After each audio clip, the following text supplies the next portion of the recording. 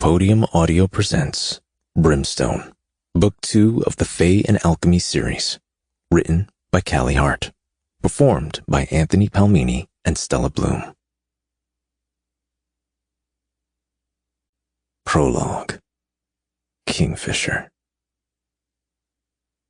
A wolf was a versatile creature, adaptable. When part of a pack, it was part of something larger than itself. It had a role to play and a place in the way of things. There was safety to be found in a pack. But a wolf could survive alone too.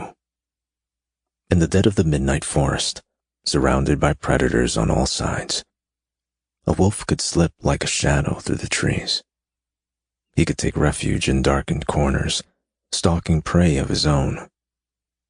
He could wait out his enemies and bite back when they struck, especially when he held a god sword in his hands. I was ready for the vampire when he came. He had been trailing me like a wraith through the echoing halls of Amontreath since I'd left Saeris' chambers. I'd felt him out there, simmering, waiting. Reading the living took no great skill. There were those who had spent centuries honing their abilities to control their feelings. It paid to ensure your thoughts and feelings remained private as a member of the Fae. But no matter how practiced a person was at hiding their feelings, their bodies always gave them away in the end. It was unavoidable. Emotions painted the blood.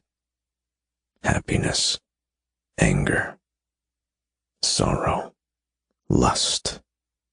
Each gave off its own energy, a vibration, if you will. In the same vein, each of them had its own scent. The Fae betrayed subtle indicators of their moods, no matter how good they were at masking their emotions. The scents humans gave off could be overwhelming at times. Humans were not good at taming their feelings. They felt everything so rudely, right out in the open, with no awareness of how their reactions might affect those with finer senses. The dead were a different story. Without a beating heart, their blood was barren, black slurry in their veins.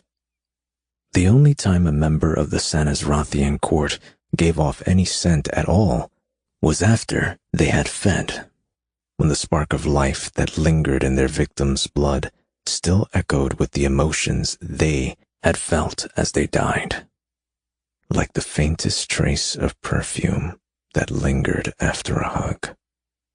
An hour ago, my head had been full of petrichor as I'd sat next to my mate, listening to the lilt of her voice as she'd bombarded Tal with questions about the blood court.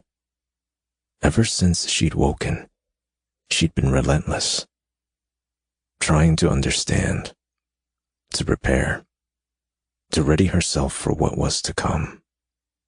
The foundations of our plan were laid, and Saeris understood the part she had to play in carrying them out.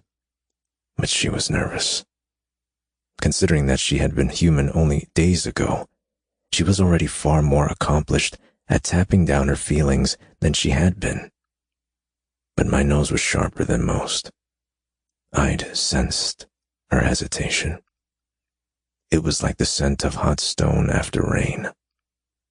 I'd been breathing her in, drowning in her, when I'd detected the other smell. The vampire must have fed on a prodigious amount of blood before it had taken up its hiding place, crouched in the dark outside Saeris' chambers. I'd excused myself, headed out into the hall, and gone looking for the rot.